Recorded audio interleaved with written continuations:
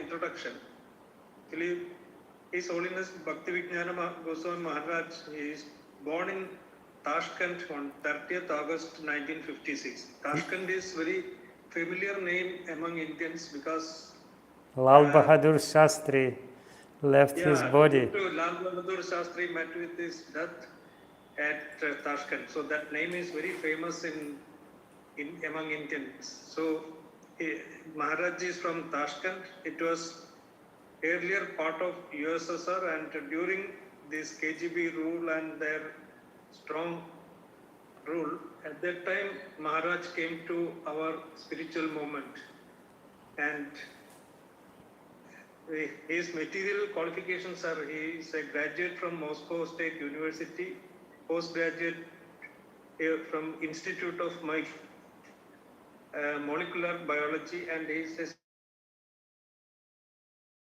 but his spiritual life he started in 1980s, and from 1995 he took the lead of Russian preaching and acted as GBC from 1997 to 2017, and in 2001 he took sannyas from His Holiness Radhanath Swami Maharaj, and from 2005 he is serving as an initiating guru in ISKCON.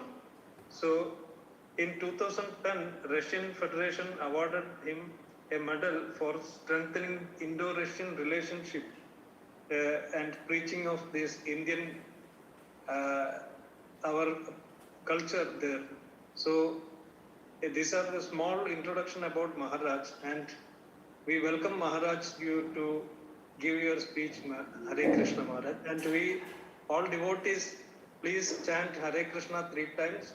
Hare Krishna, Krishna Krishna, Hare Hare, Hare Rama, Rama Rama, Hare Hare. Hare Krishna, Krishna Hare Hare, Hare Rama, Rama Rama, Hare Hare. Hare Krishna, Krishna Krishna, Hare Hare, Hare Rama, Rama Rama, Hare Hare.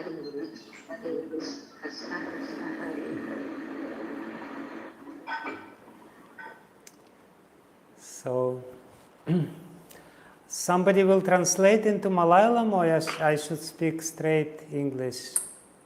What is the arrangement?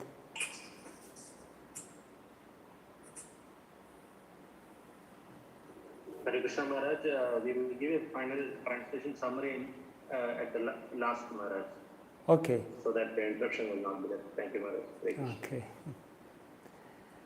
Okay, so I'm very honored to speak to all of you this evening, and I'm very grateful for being hosted in Cochin by the congregation of ISKCON devotees. And I was asked to speak today on the very important and very difficult topic, how to build the healthy community based on real Vaishnava relationship. It's a very big topic and very difficult one, especially in Kali Yuga. In Kali Yuga, we know whenever there are 2 people, there is 3 political parties. Kali Yuga is a very diversified age where everyone is quarreling with everyone, and it's very difficult to build healthy community in Kali Yuga because of the influence of the time. So I will speak on this topic, but before speaking on this topic, I would like to chant one verse from Srimad Bhagavatam, because I don't personally like to speak just from the top of my head. We should always quote scriptures and base our presentation on scriptures. Srila Prabhupada was very strict about this. He was emphasizing the scriptures as the foundation of our spiritual life and even material life. So I have chosen an important verse from the 11th canto of Srimad Bhagavatam as the introduction to this topic. which actually speaks what is supposed to happen in the society of devotees. This is the verse number 31 from the 3rd chapter of the 11th canto of Srimad Bhagavatam. The chapter, this adhyaya, is entitled Liberation from the Illusory Energy. It's very interesting because in this chapter, the Yogendras, they're talking how we can be free from the influence of Maya. And our dealing in the community of devotees, in the society of devotees, is a very important tool to actually be free from this influence of external energy of the Lord, which is the root cause of many, many problems, if not all of our problems. This influence of the powerful Daivi Maya, the divine energy of the Supreme Lord. So this verse reads, Smarantah smarayantascha mitho gogha haram harim bhaktya sanjataya bhaktya bibrat utpulakam tanum. So the translation of this very important verse for this evening, today, is that the devotees of the Lord constantly discuss the glories of the personality of Godhead among themselves. Thus, they constantly remember the Lord and remind one another of his qualities and pastimes. Smarantaha smarayantaha. They remember themselves and they cause others to remember this. This is the main activity which should go on among the devotees. We are coming together only for this purpose, to remember about the Supreme Personality of Godhead ourselves and to remind others, here he is. He is so glorious, so nice. So, thus they constantly remember the Lord and remind one another of his qualities and pastimes. In this way, by their devotion to the principles of Bhakti Yoga, the devotees please the personality of Godhead, who takes away from them everything inauspicious. Being purified of all impediments, the devotees awaken to pure love of Godhead, and thus, even within this world, their spiritualized bodies exhibit symptoms of transcendental ecstasy, such as standing of the bodily hairs on end.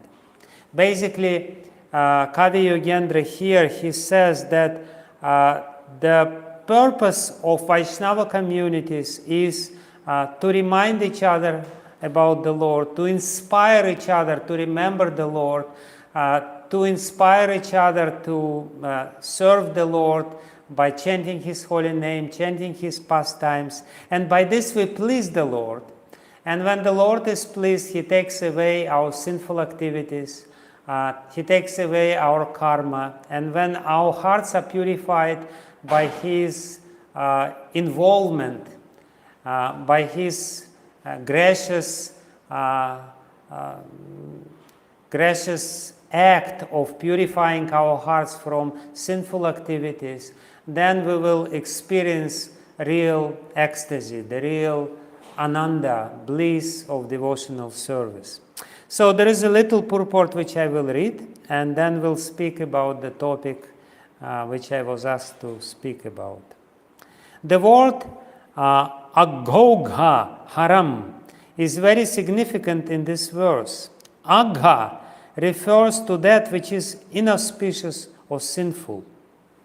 Actually, it's very interesting. This word in Sanskrit is very significant. Agha comes from the Sanskrit dhatu, han, and han means kill. So agha means basically something which is not destructible. Han means to distract. Agha means something which cannot be destroyed. So it's very significantly that this word is used here. agha or sin creates such deep impression within our mind, then it's very difficult to get rid of this impression. We enter into some illicit relationship, we do some, some drugs or whatever, we do some sinful activities. It leaves such a lasting and deep impression in our consciousness that it's very difficult to destroy this impression. And therefore, people are constantly rotating in this world of samsara, in this world of birth and death, punarjanma, punarmrityu, punarjanma, punarmrityu, because they're driven by karma, and karma is difficult to get rid of. That's what the word agha signifies. Agha means the sin which is difficult to destroy. So agha refers to that which is inauspicious or sinful. The living entity is actually Satchitananda Vigraha, or eternal, full of bliss and knowledge.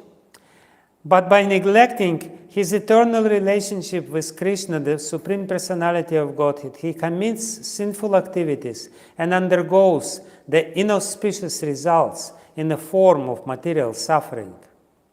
The chain of sinful reaction is called ogha, or a relentless wave of suffering. Aghogha haram harim, Krishna is Aghogha haram harim. He takes away the sinful reactions of his devotees, who are thus entitled to experience the inconceivable bliss of the kingdom of God, even while remaining in this world.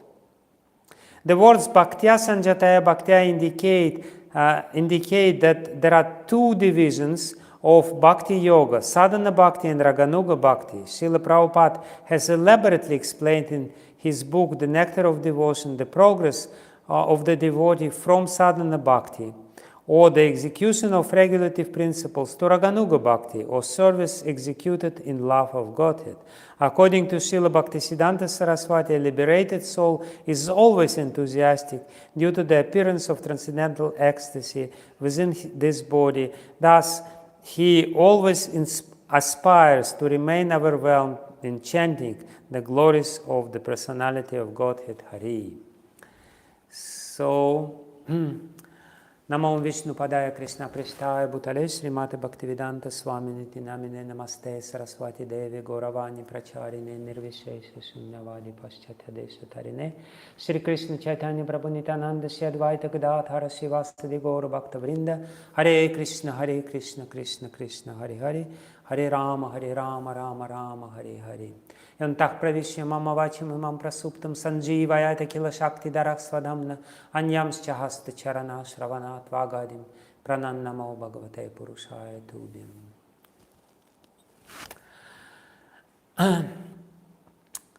So, this very important for our understanding verse actually emphasizes the need of Vaishnava association.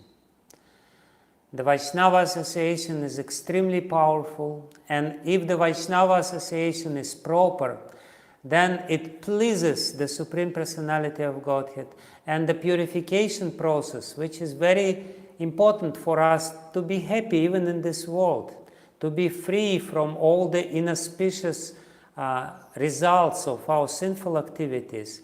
This purification process will become very quick and easy and smooth. But if Vaishnavas associate with each other in improper way, then this association has an opposite effect. Unfortunately, instead of purifying the heart, the improper association among the Vaishnavas will bring the contamination within our heart. It will induce us to commit offenses, and instead of pleasing the Supreme Lord, we will displease the Supreme Lord.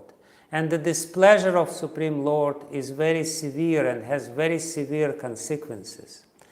Therefore, it is very, very important for us to understand what does it mean to associate with each other, how we should deal with each other, how we should establish this loving relationship among the devotees, what are the important principles of this loving relationship, what we should do and what we should not do. As I already said, Kali Yuga is a difficult time. It's the age of quarrel and hypocrisy. And because always wants to enjoy, the association between people becomes very difficult. In Kali Yuga, people tend to be very selfish, tend to be very self-centered and quarrelsome.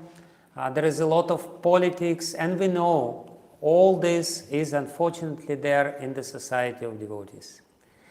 But it's within our power, and actually this is our responsibility to establish the proper culture among the devotees.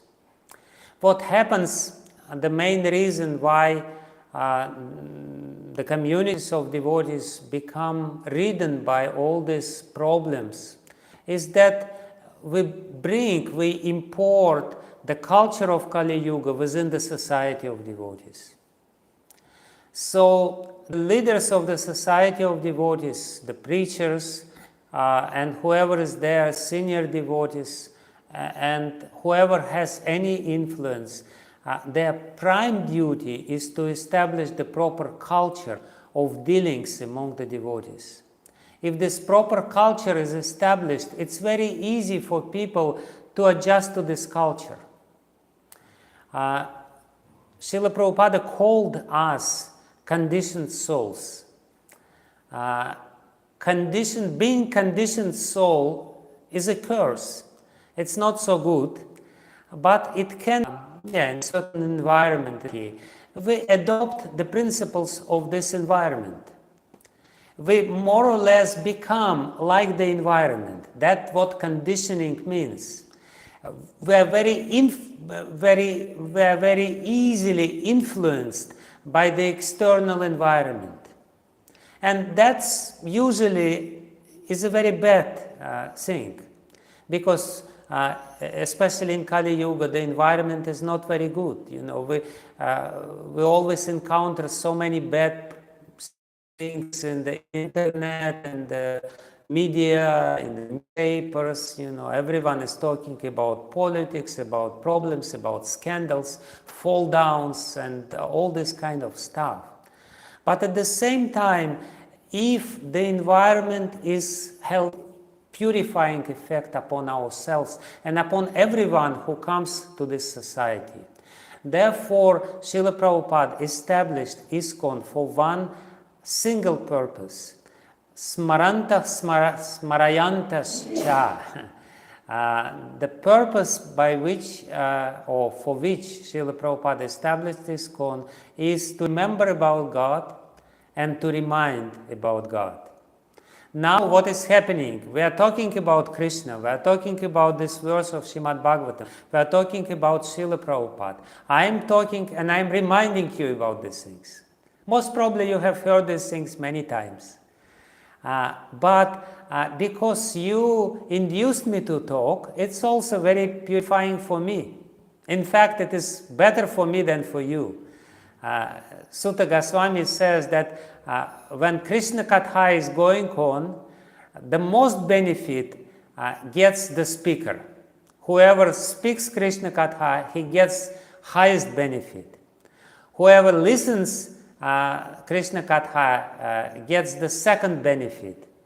And even the passerbys, those who are casual people, they are just accidentally happen to be in the place where Krishna Katha is going on, they will also get some benefit of Krishna Katha.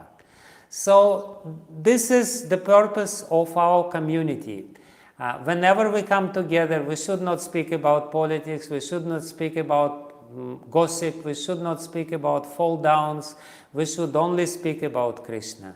And we should remind ourselves and remind others and inspire others to do this. And by this way, we will purify our heart very quickly, because Krishna will be very pleased. And very soon we will experience ecstasy. If by the end of this lecture, everyone has Utpulaka Sharira, has Roma Harsha, all the bodily hair standing on end, then this lecture is real success. But even if it doesn't happen immediately, still we should do it, because we know how nice it is. So the first principle of Vaishnava society, of Vaishnava community, of healthy Vaishnava community, is that it is centered around Harikatha, around Krishna Katha, around Srimad Bhagavatam and Bhagavad Gita. So that's the first principle. We may put something else in the center, like sometimes when there is a temple, the temple deities are placed in the center. That's good, but this is not as powerful as Krishna Katha, because we are being conditioned souls. Sometimes we see the deities and we are very inspired. We cry and we are, but sometimes we come and we are not inspired. We don't really relate to the Lord in a proper way. But when we speak Krishna Katha, and when the Krishna Katha goes on, and if Krishna Katha is good, it inevitably inspires everyone. I remember it was a very funny story in my life. In the very beginning, when I started giving lectures, I became very interested in Ayurveda, and I'm still interested in Ayurveda. And I gave many years back in the beginning of 90s, seminar on Ayurveda. And devotees like this seminar on Ayurveda, on the principles of Ayurveda, where in Kerala, and Kerala is the capital of Ayurveda. But I noticed myself that I'm not inspired to speak on this topic. And I never spoke on this topic again. Because, I noticed that the feeling is different. When you speak about Krishna, some powerful energy possesses you. You become very inspired inevitably whenever you speak about something which is related to Krishna. So Krishna Katha is very powerful. In the second chapter of the first canto of Srimad Bhagavatam, Sutta Goswami says, Srinvatam Svakatha Krishna Punya Shravana Kirtana. In fact, this Punya Shravana Kirtana is one of the 1,000 names of Lord Vishnu. In Vishnu Sahasranam, this name is there, Punya Shravana Kirtana. Speaking about the Lord, hearing about the Lord, glorifying the Lord is Punya itself. It's purifying, it gives you a lot of pious credits, it's completely overwhelming experience. So this is the first and the most important principle. And the counterpart of this principle, the negative, because always there is vidhi and there is nisheda. This is the rule. If you establish some vidhi, something which you should do, you should also establish nisheda, something which is prohibited. So the vidhi is that we should always speak about Krishna and enliven each other and speak Krishna Katha and study and talk with each other. The nisheda is we should not speak about mundane topics, and we should not speak gossip about each other. There is nothing beneficial while discussing the faults of each other. Somehow or other people, they have taste for it. They may not have taste for Krishna Katha, but they always have taste to discuss the faults of other people. That taste is very strong, If somebody speaks about the faults, everyone is listening with rapt attention. So, but this is not good, because this is not purifying, and Krishna doesn't like it. By meditating on the faults of other people, by speaking about the faults and meditating on the faults of other people, we actually invite these faults within our heart. We actually contaminate our heart by the meditation process, and we are prone to all these faults. We're only reinforcing our nature, which is prone to all these faults. So that should be strictly prohibited. Once I heard a lecture, and the lecturer, actually it was His Holiness Srila Radhanath Maharaj, he said, if somebody speaks gossip to you, if somebody is trying, if somebody is inviting you and saying, you know what, he did this and she did that, and they fell down and this and that and that. You should say to such person, Prabhu, you're very advanced and you're very elevated. And I'm not so elevated. I cannot hear this. Please excuse me. Please forgive me. You are in the position to do this. I am not. So please don't speak with me about these topics. Let's talk about Krishna. Let's talk. If you want to speak about politics, you can speak about Mahabharata. There is plenty of politics in Mahabharata. There is so much politics there. You can speak your whole life about the political dealings of Duryodhana, and it will be purifying because it is connected directly with Krishna. So that's the first and most important principle in building the healthy community. And then I wanted to speak about something else, which is actually connected with this topic, but it's a somewhat different approach to this topic. What does it mean to have healthy community? Healthy community means to have close, loving, healthy relationship with each other. When there is no relationship, even if there is no bad relationship, but the relationship are very distant, then it's not healthy community. Community means relationship. And relationship based on one very important foundation. If you want to have relationship, there is a strong foundation to every relationship, and this foundational cornerstone of every relationship is called trust. So if we want to build healthy community means close relationship between the devotees. And if we want to have close relationship between the devotees, we have to build trust. We have to really be trustworthy. We all want close relationship. Sometimes we become angry with people that they don't want to enter into some close relationship with us. We're wondering why people don't want to have close relationship with us.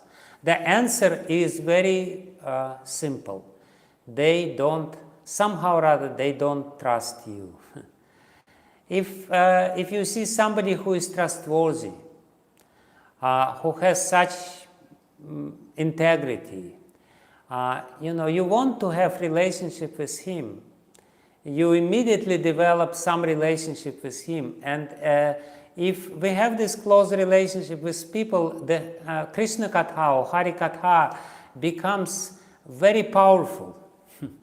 If there is no relationship, like I'm talking with you, and I'm trying my best, but because I don't know you, because I don't have so much relationship, I have little relationship with Prashop Prabhu, and I'm very grateful to him. And actually, because I have little relationship with him, I'm speaking to you. Because I'm very grateful to him and for his help and for his service. He was so powerful. He was speaking so powerfully. Why? His speech had such an effect. Because he instilled trust, he commanded trust in the people, and people felt that he's trustworthy, and therefore they followed him. So let's examine what was the key of success for Srila Prabhupada. Why he was successful? Because every one of us wants to be successful. We want to be successful in our little, oh no.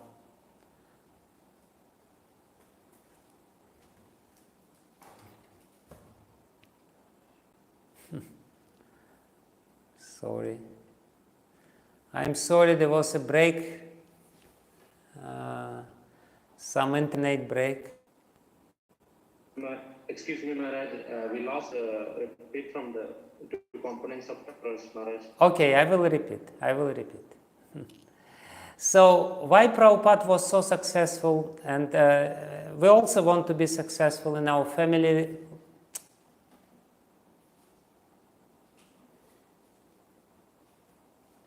А нельзя куда-то поставить его, чтобы было это самое?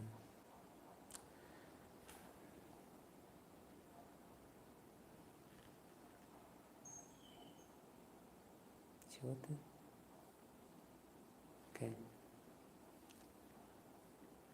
I'm trying some other network, maybe it will become better.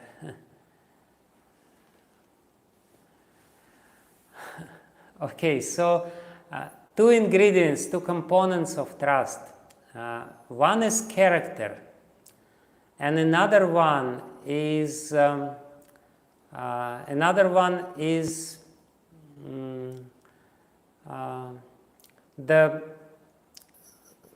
the skills, or the how shall you say this, your professional qualification.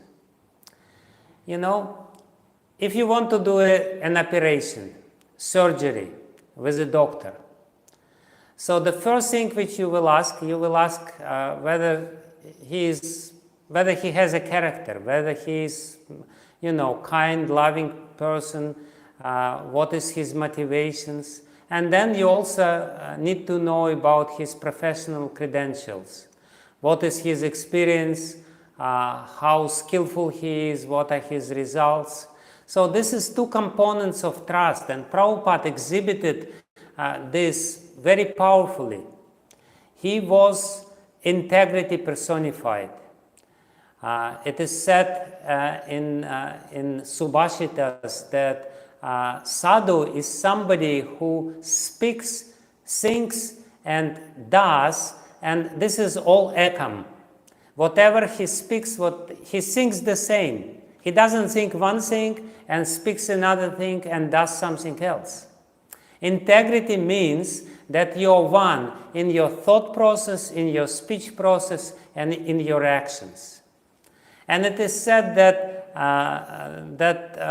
asadu, those people who are crooked, who are not really worthy of trust, they think about something else, speak about something else, and act differently. So first thing which we should actually do, if we want to establish trust in our community, we should become trustworthy ourselves. And it basically means that we should speak and think and act very consistently.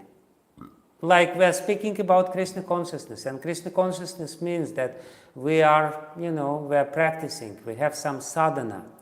If you want to be trustworthy, you have to follow strictly your sadhana.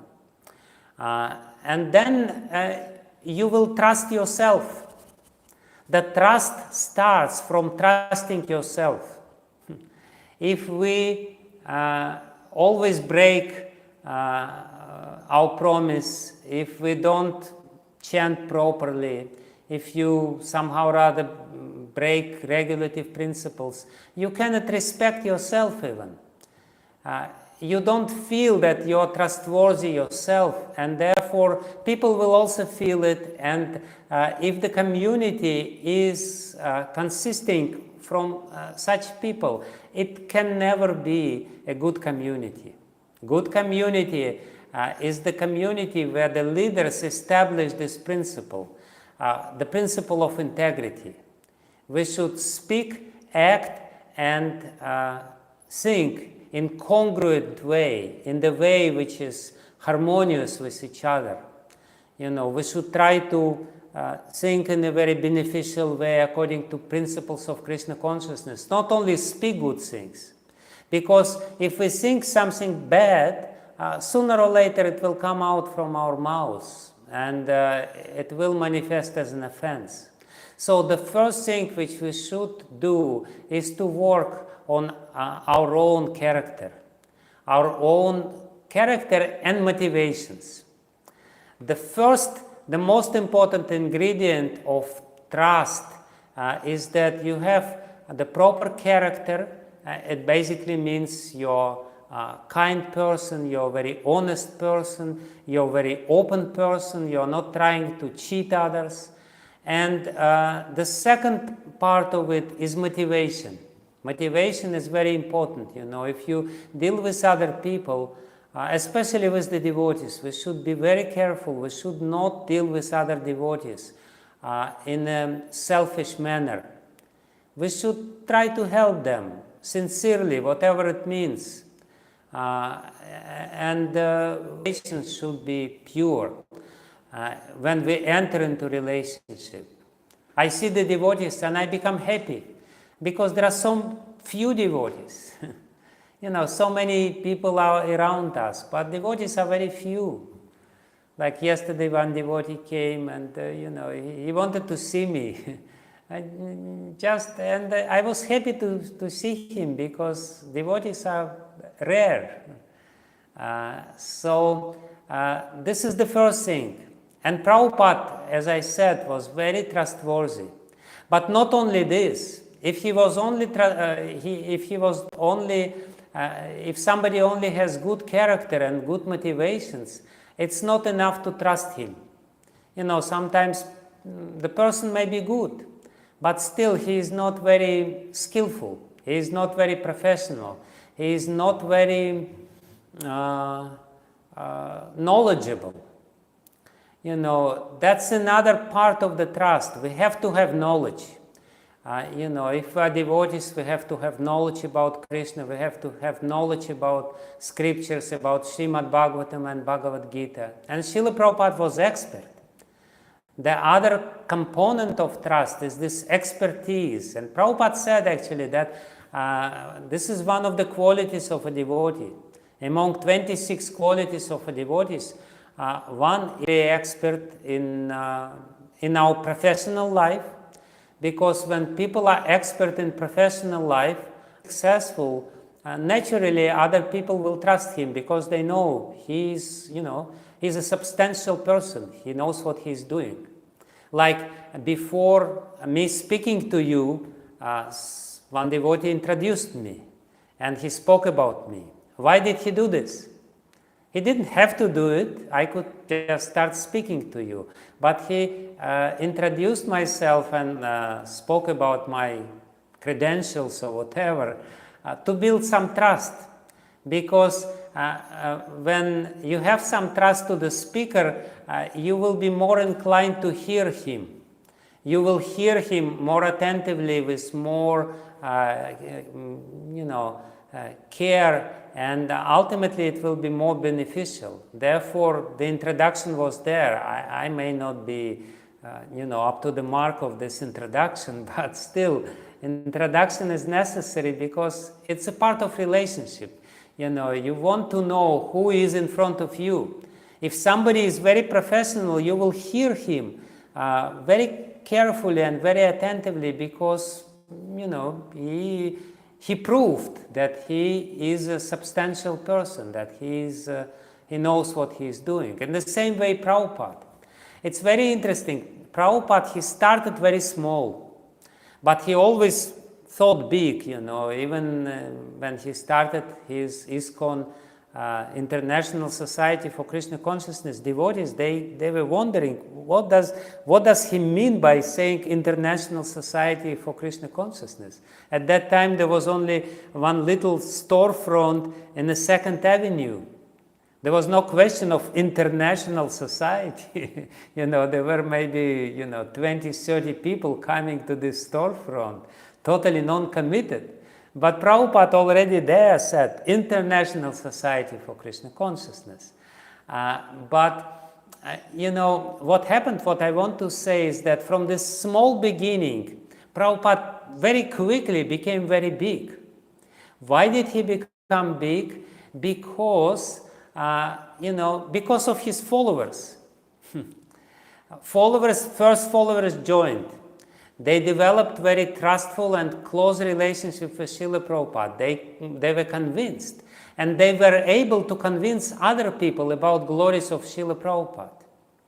This is how it works. If you have some trust in somebody, you will talk about this person. You will try to introduce him to other people. You will say, look, this person is very amazing because you can trust him, you can believe him. He speaks something very powerful.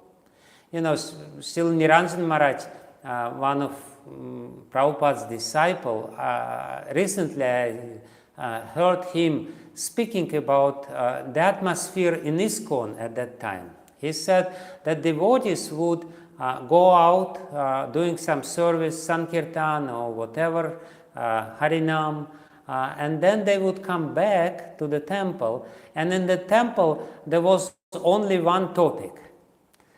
It was Prabhupada Katha. They would speak about Prabhupada, what they heard from the lecture, or what they heard some stories from other devotees, and how Prabhupada is wonderful.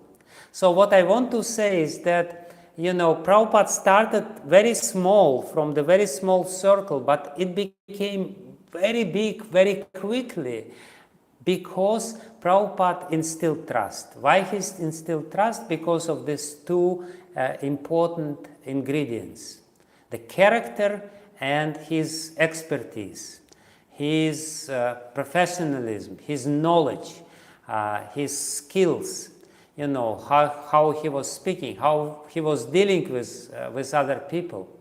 I recently read the book of Mukunda Maharaj, one of the very first devotees who was very instrumental actually in incorporating ISKCON and helping Srila Prabhupada in establishing ISKCON. So he tells a little story which is funny and very interesting. At that time there was no money. Prabhupada maybe had, handful of people who kind of, were related with him, and they were all hippies. They didn't have any extra money. There was very little money, very little. And then there was this monumental move, actually historical move, when they found this storefront on the 2nd Avenue, which has become the first Hare Krishna temple. Before, Srila Prabhupada was living in some loft, in some apartment, and it was quite disastrous. He was giving lectures there, but actually there was a need to rent some place. But the problem, they found a place, and they only needed $180 to pay in advance, but they didn't have $180. Now every brahmachari has more than $180. But at that time the whole society didn't have that much money. And on the top of this, this storefront and the little apartment for Srila Prabhupada, which they wanted to rent, didn't have electricity connection because they were vacant for some time. To connect it to the electricity, you needed to pay some money extra in advance. Actually, exactly the same amount of money which you have to pay for monthly rent, you have to pay to the company, electricity company, as whatever. There was a rule. So it was a very difficult problem. They had to pay the rent, that they somehow rather found. But on the top of it, they have to pay $180 to the electricity company to be connected with the electricity. So Prabhupada found out about it, and he said to Mukunda, to one of his first disciples, he said, you go to electricity company and you tell that we are a non-profit organization, and let them give us electricity for free without any deposit. And Mukunda goes to the electricity company, it's America, and he just, he speaks with the person, and the person says, there's no way. There's absolutely no way. You have to pay deposit. Only in this way we will connect you with the electricity. It's a strict rule. You go back. And Mukunda goes back to Srila Prabhupada and he says, Prabhupada, I cannot do anything. We have to somehow or other find $180 for this deposit. And Prabhupada says, okay, I will go myself. And Mukunda Maharaj writes in this book, he said, next day Prabhupada went to this electricity company himself, and in a few minutes he made the deal. No payment whatsoever. And Mukunda Maharaj, he said, I was amazed, here is some foreigner who even doesn't really properly speak English, his persona, his personality, which was very trustworthy. So basically what I want to say here is that if we want to build a strong and healthy community, we have to build trust. And everyone has to first look at himself. He shouldn't look at somebody else and say, no, I don't trust him, and I don't trust him, and I don't trust her. Everyone should look at himself and say, am I trustworthy? Am I really manifesting, at least in the society of devotees, among the devotees, these qualities? Am I honest? Am I very selfless in my dealings with other devotees? And am I skillful in whatever I'm doing? If I'm giving lecture, I have to be knowledgeable to do it. If I'm even, distributing prasadam, of course now it's locked down and we're only, dealing with each other through Zoom. It's a constant Zoom where, like Radhanath Maharaj once joked, he said, I am consumed. We're totally in this Zoom. But, whatever we're doing, the point is that we should do something very nicely, very diligently. Like if somebody is doing garlands for the deities, he has to become, or she has to become very expert in this. And that will build the trust.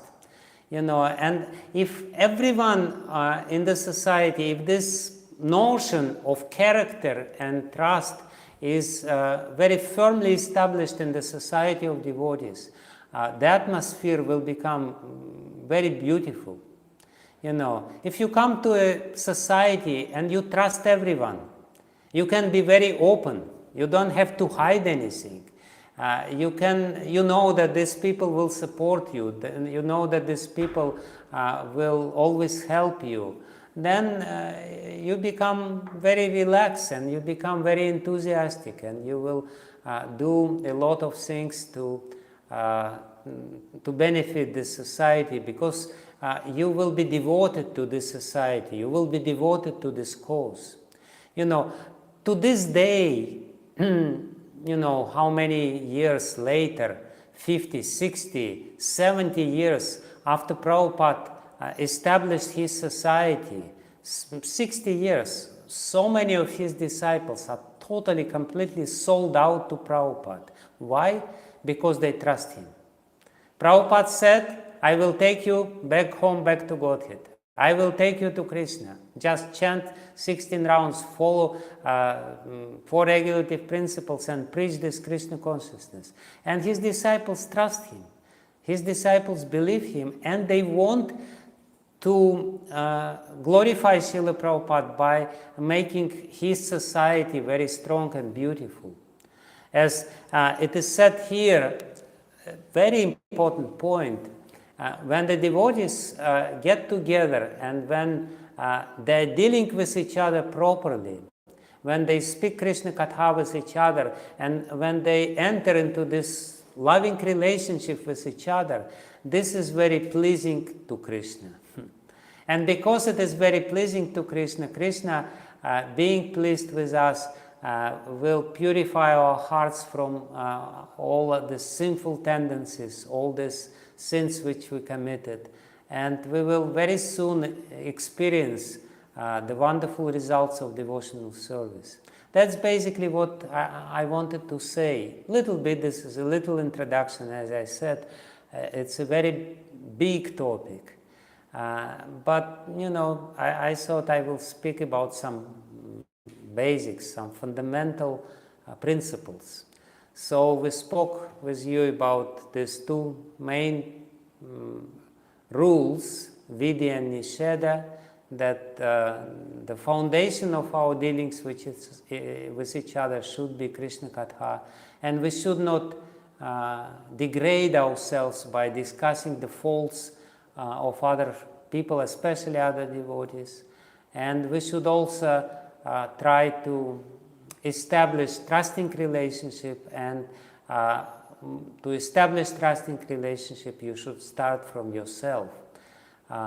Examining how trustworthy you are, how selfless you are in dealing with other devotees. Then it will be very easy, and the ISKCON Cochin will be the best community in the whole of ISKCON. And so many people will join, and so many preachers will want to come and to preach to all of you. So I sincerely, from the bottom of my heart, thank you, and wish you all success in your devotional service. It's very important, especially in this day and age when, you know, Kali Yuga is so strong and people are so divided and so quickly forgetting. Of course, now with the government of Narendra Modi, the Vedic culture is being revived again, which is beautiful, which is very good. But still, there is a very urgent need to establish these principles of proper Vedic culture all over the world.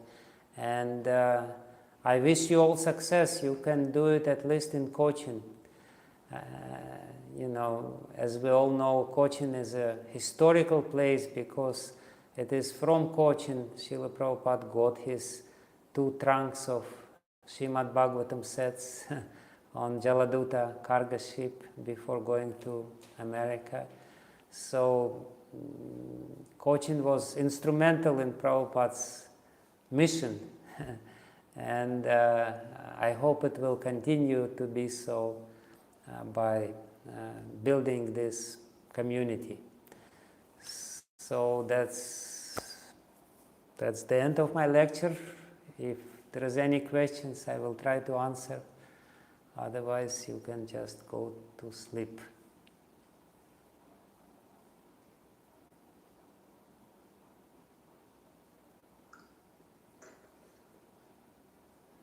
Hare Krishna, Guru Maharaj. Yes. Please accept humble obeisance. Hare Krishna, please accept mine. Yes. Yes, please speak. My only question is that whatever the growth graph of spiritual progress depends only on concentration, following 4 rules, and trying to by accepting his disciples and everything, and follow whatever ISKCON has laid. That we have to follow. That's it. You were breaking a little bit, but your question was that our spiritual progress entirely depends on following what Prabhupada said. Was this your question? Yes, Guru Maharaj, yes. And for chanting 16 rounds with full attention. Yeah. Yes, Prabhupada said that I gave you everything which is necessary, and sometimes people become little mental or doubtful about it.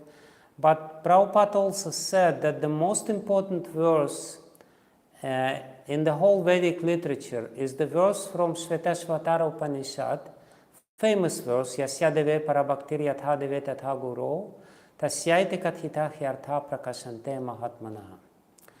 And Prabhupada said that this is the verse which is the key for success in understanding Vedas. The whole meaning of the scriptures of the Vedas will be revealed, prakashante, to those great souls who develop complete trust in God and yasyadeve tatha guru in the Guru, in the spiritual master. And Prabhupada being the Guru, if we establish this bhakti to him, if we establish trust to him and follow him without deviations, then definitely the meaning of scriptures will be revealed to us, and the success will be guaranteed. That's for sure. So this devotion to the lines of spiritual preceptors, especially such powerful spiritual preceptors as Prabhupada, is very important. It's an important spiritual principle. And we have to have trust. You know, if we don't trust Prabhupada, whom we will trust? We will be in a very difficult position if we don't trust Prabhupada and his words. So at least him we should trust.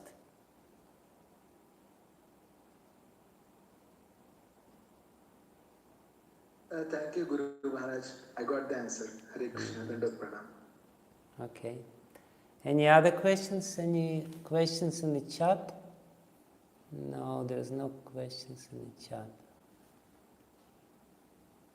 No. Hare Krishna Maharaj. Yes.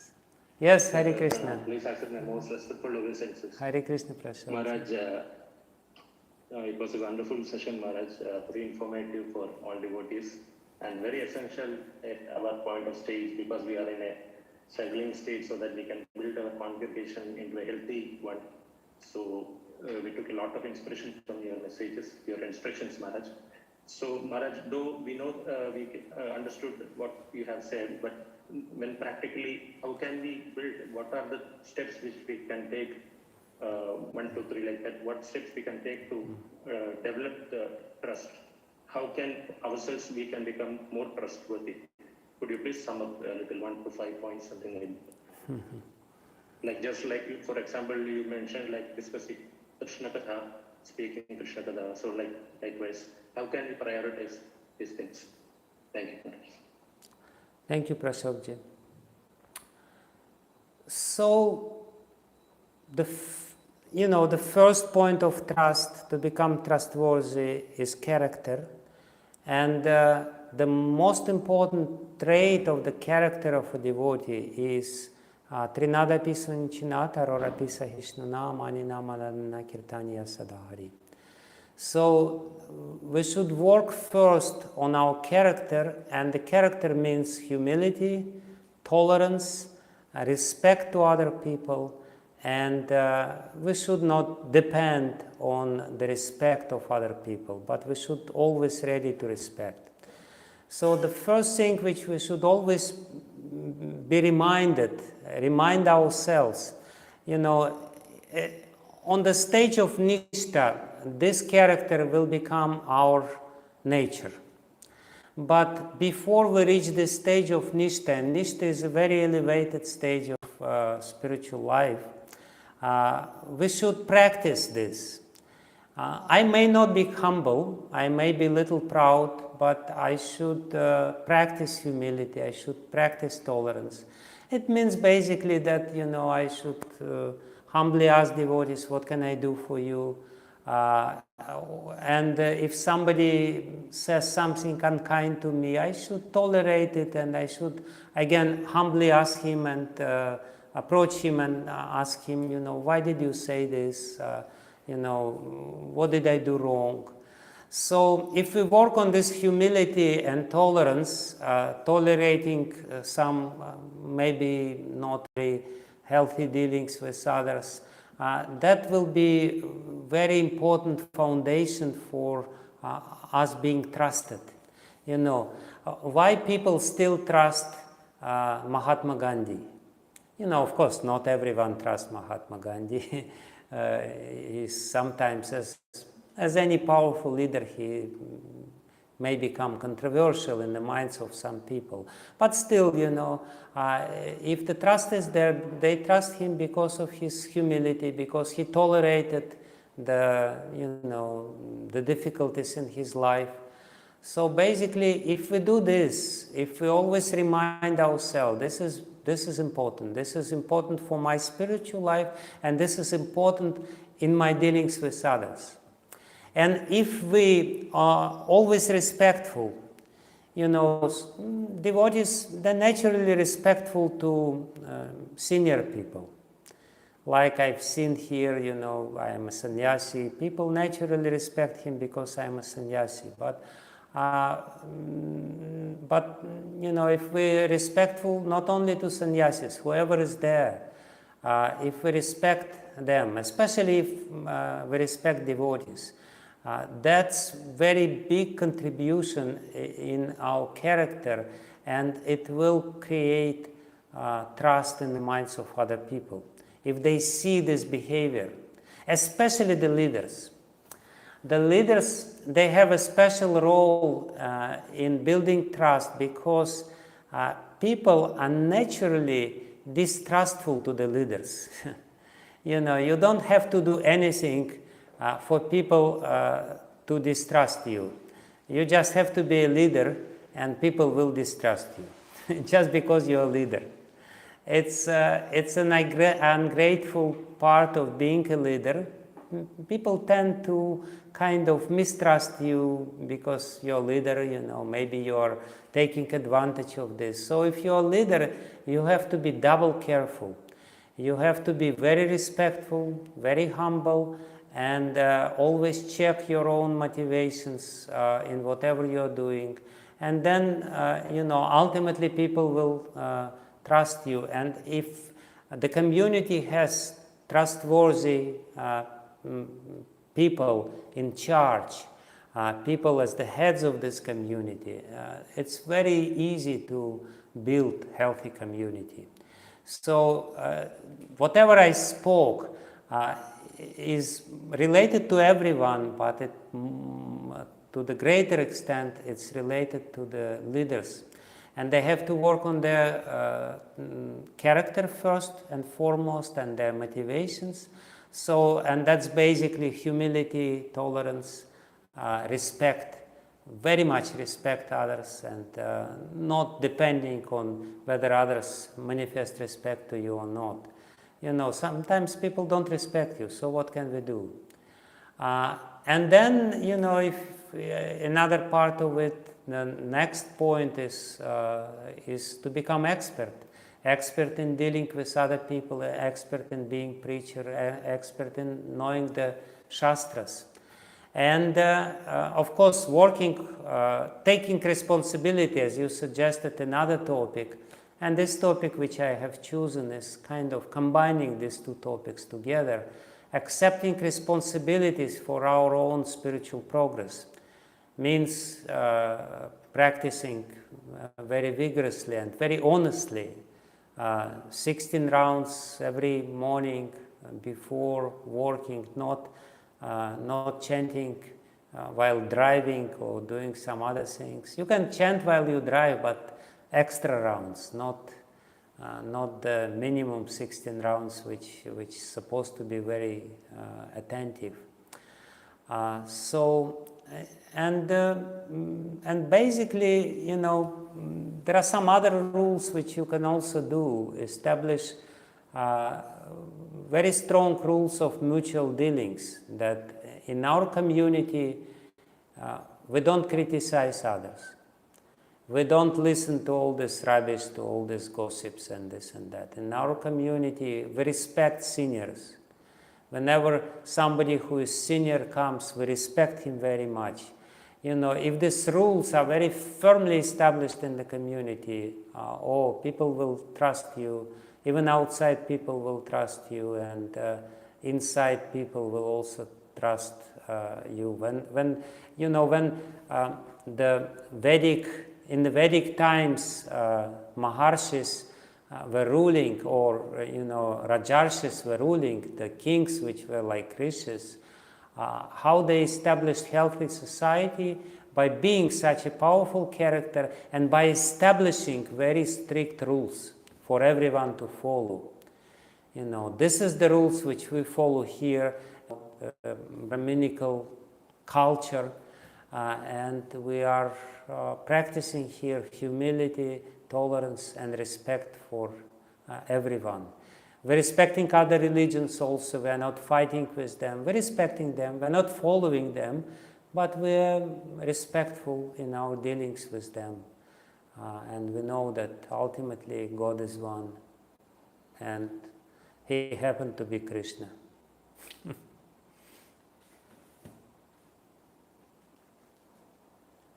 Did I answer you? Thank you, Maharaj. Yeah. Yes, Maharaj. Thank you very much. That's very nice. Would like to hear from other devotees if anybody has having some questions. Hare Krishna. Maharaj, I hope you have some more time for us, maybe 5 to 10 minutes for question and answer. Yes, sure, Is it sure. Okay, Maharaj? Yeah, please, I'm yours. Please, if there is questions, I don't know.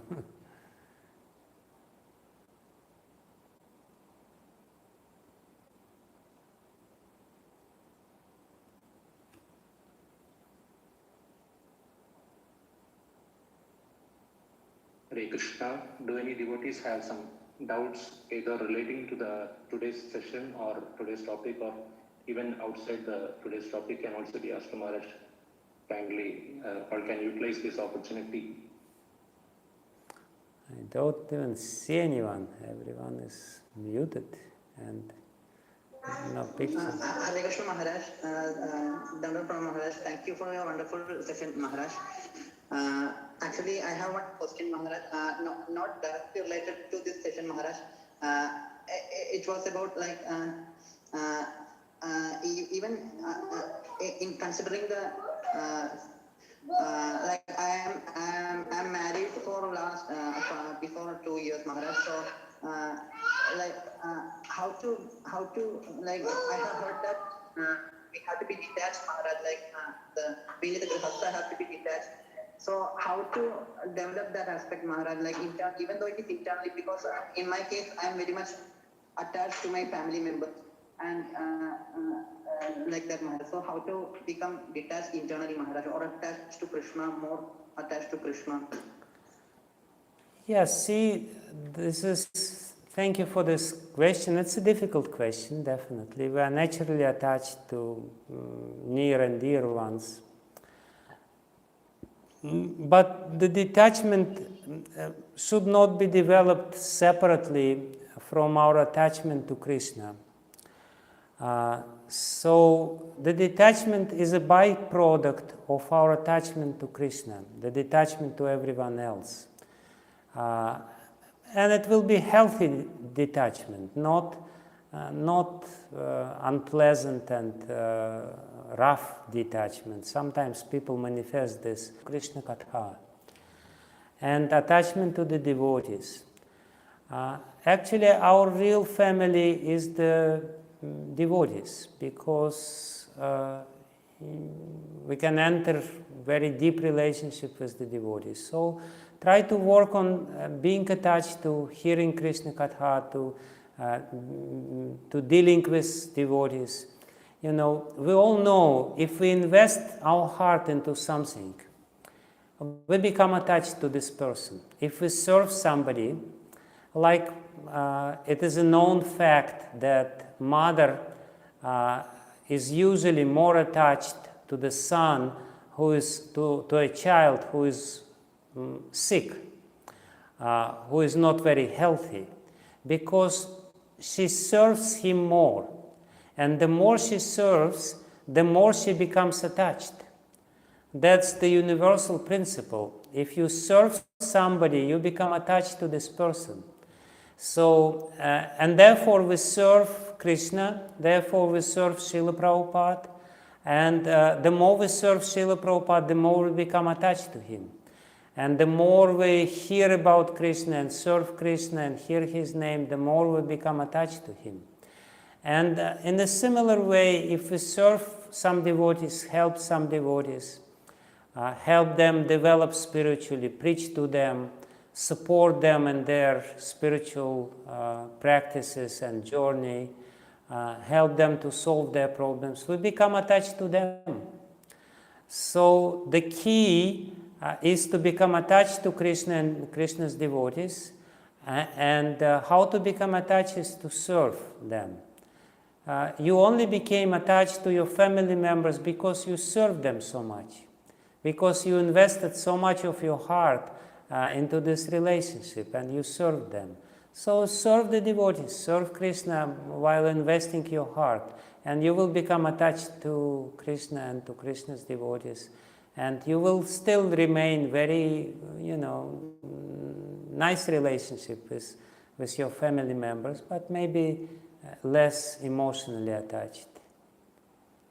Did I answer your question, Hare Krishna Prabhu? Yes, Maharaj. Thank you, Maharaj. I am satisfied with the answer that you received. Thank you, Maharaj. Okay.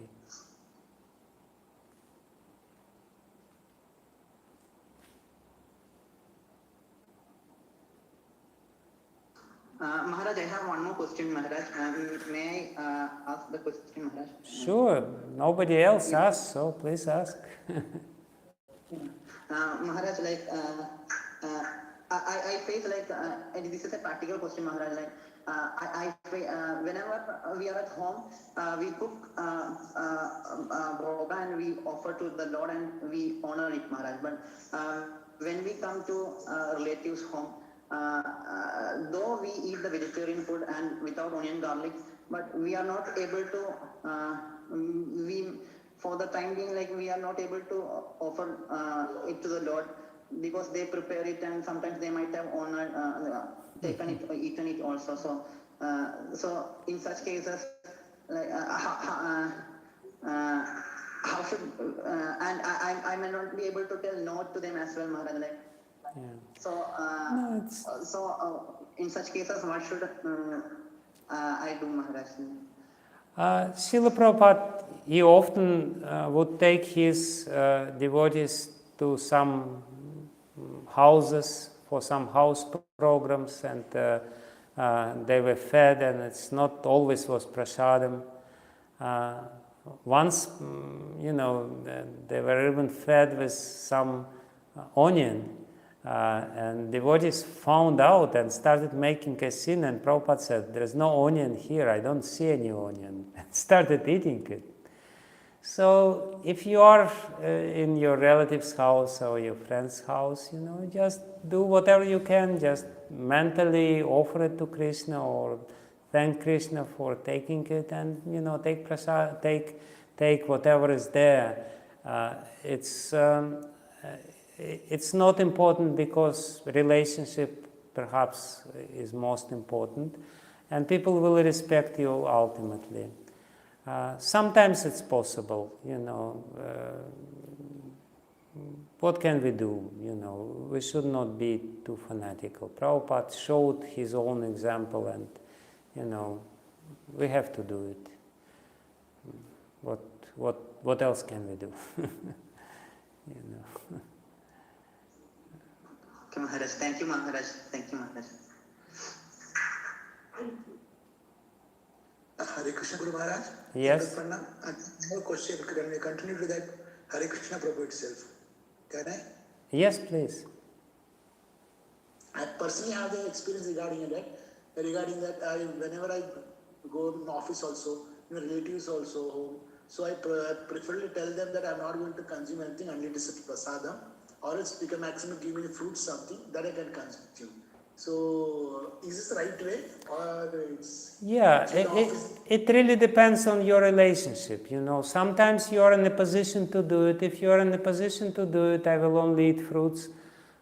Fine, it's good, it's the best, But sometimes you're not in the position to do it, If you are a boss in the office, you can say, I will only eat fruits. But if you're not a boss and, sometimes you may eat something else. So, absolutely. Because in my office, there are several functions and everything. They give treat to everyone in the office.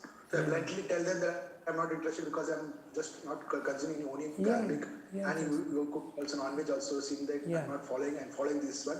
So that, okay, I will respect you. Okay, fine. Just close. My boss Again, might support. Again, it really depends on your relationship.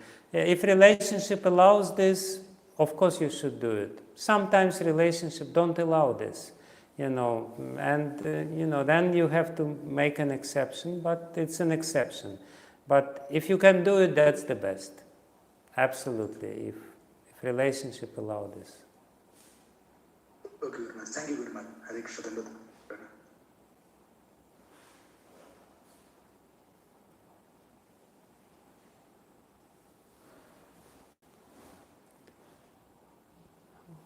Hare Krishna, all devotees. So it's already 8:53, so it's getting late for Maharaj. Yes. So if there is no more question, then we can just express our gratitude to Maharaj. Yes. Okay.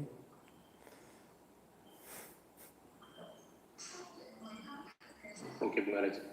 Hope we don't have any more questions, but certainly when we start implementing these instructions, definitely we are having more doubts and things in future when we start implementing these things. So we request Your Holiness for giving association in future also, so that we can dispel our doubts.